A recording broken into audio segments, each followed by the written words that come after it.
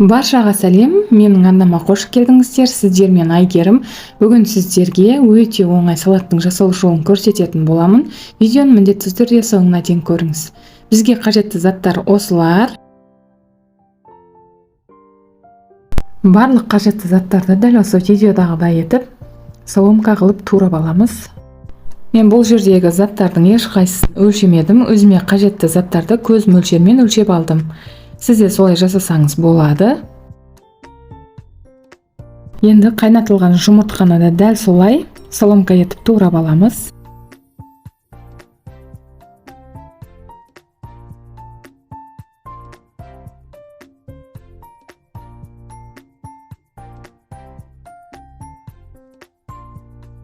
Қызанақты да дәл солай тураймыз.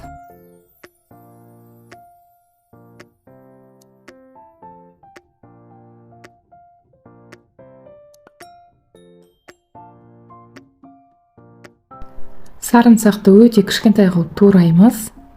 Бұл сарымсақты қоссаңыз да қоспасаңыз да болады, өз қалауыңыз.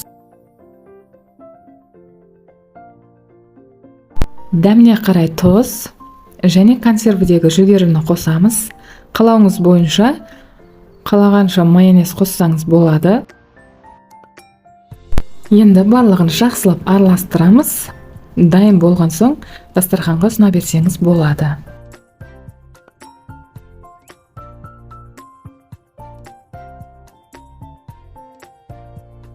Сізде осы салатты жасап көрсеңіз болады. Өте оңай салат.